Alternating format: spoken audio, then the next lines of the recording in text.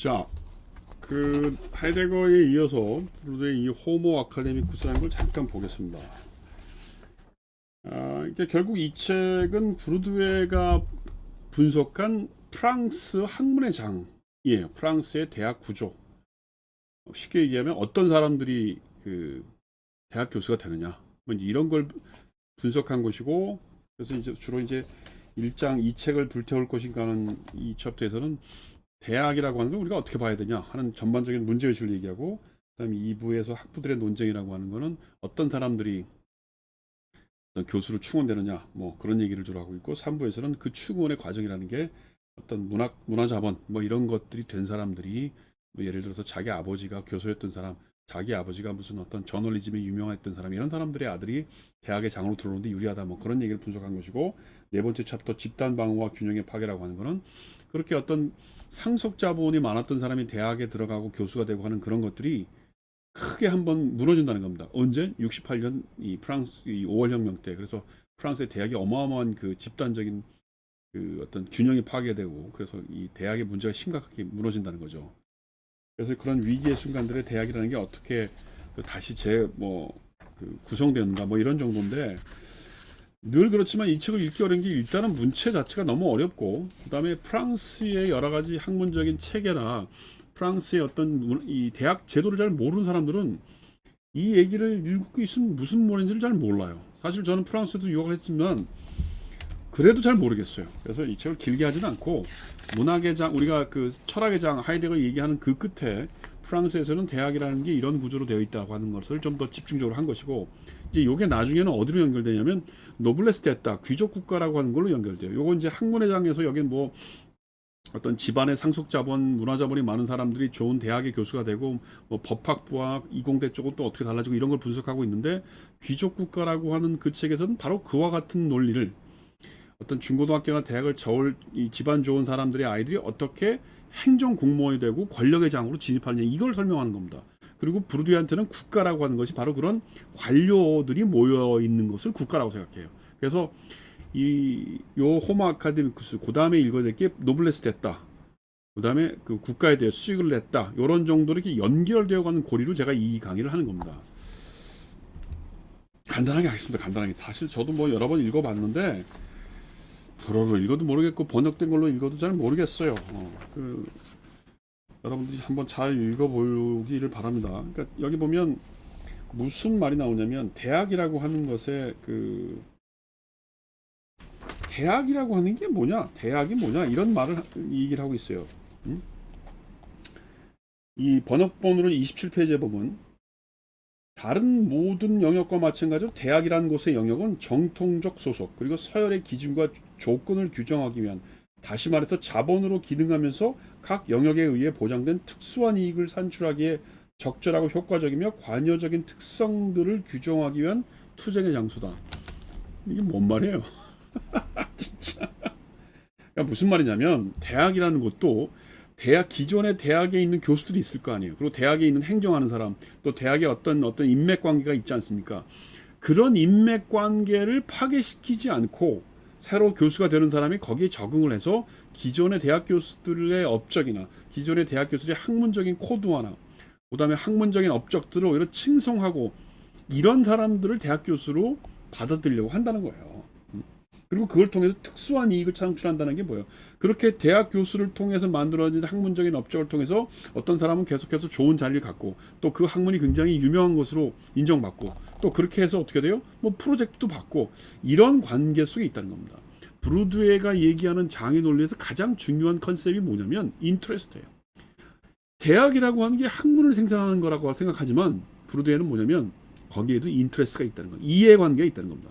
하이데거에게도 철학의 장이라고 하는 게, 철학이라고 하는 것이 뭔가 그 고상한 고답적인 어떤 공평무사한 철학적 담론을 만들어내는 거라고 생각하겠지만 그렇지 않다는 거예요. 그가 철학의 개념도 어떤 이해관계가 있다는 거예요. 그게 철학 장 안에서도 이해관계가 있지만 정치적으로, 문학적으로 다 연결되어 있다는 거예요. 대학도 마찬가지라는 겁니다.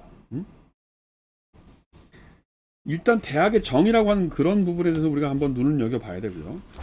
뭐 하여튼 첫 장이라는 게 그런 얘기예요. 그래서 이 대학에서 만들어지는 여러 가지 그 분류하기, 과학들 이런 것들도 다 결국은 그런 이해관계 투정 속에서 권력이 상징 자본이나 정당성을 더 독점한 쪽으로 이해관계가 주어지도록 만들어진 투쟁의 결과라는 겁니다.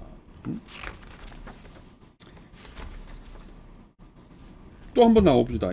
36쪽에 보면 대학이란 이런 말이 나와요. 실제로 전체 속에서 끼어 있는 사회 영역에서와 같이 대학의 영역은 분류하기의 투쟁의 장소이다.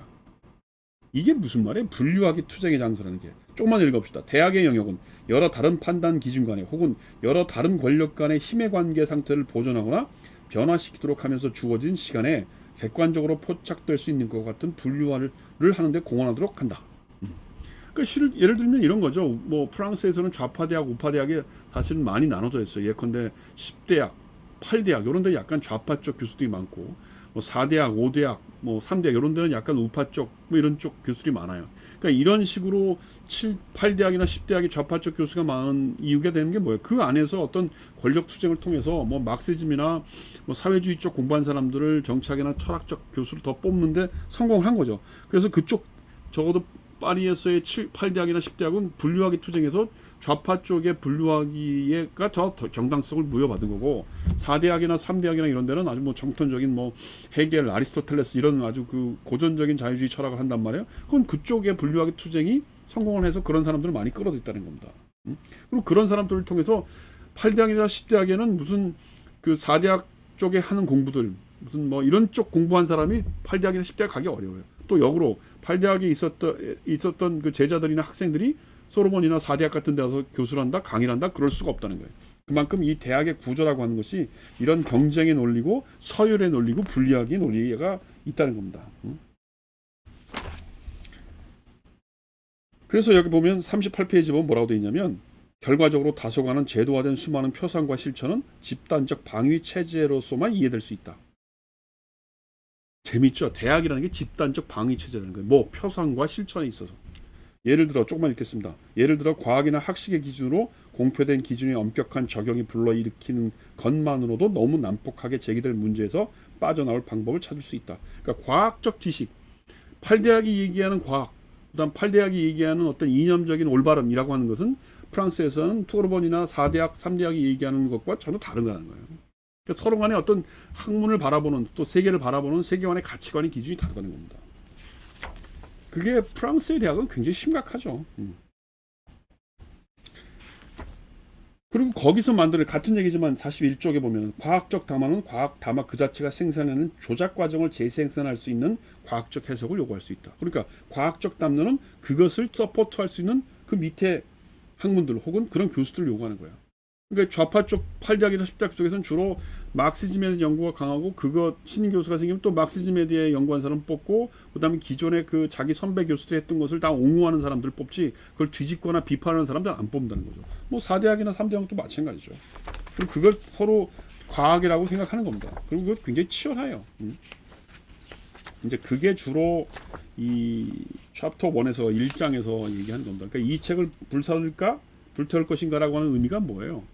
우리가 생각하기에 지식이라고 하는 건 굉장히 중립적이고 항상 공평무사하고 일반적이고 보편적일 것 같지만, 철학과학, 뭐 사회과학이나 뭐 그게 공과대학도 마찬가지라는 거예요. 사실은 자연과학이나 이과 얘기도 여기서 깊게 하고 있지는 않지만, 예를 들어서 자연과학에서 어떤 학설이나 뭐 이런 걸 두고 이렇게 반대편, 뭐 찬성편 이런 게 있을 거 아닙니까? 그리고 찬성하는 쪽 사람들은 8대학, 10대학 사람들은 그쪽에 모이고, 반대하는 사람들은 뭐 3대학, 4대학 이렇게 모인다는 겁니다.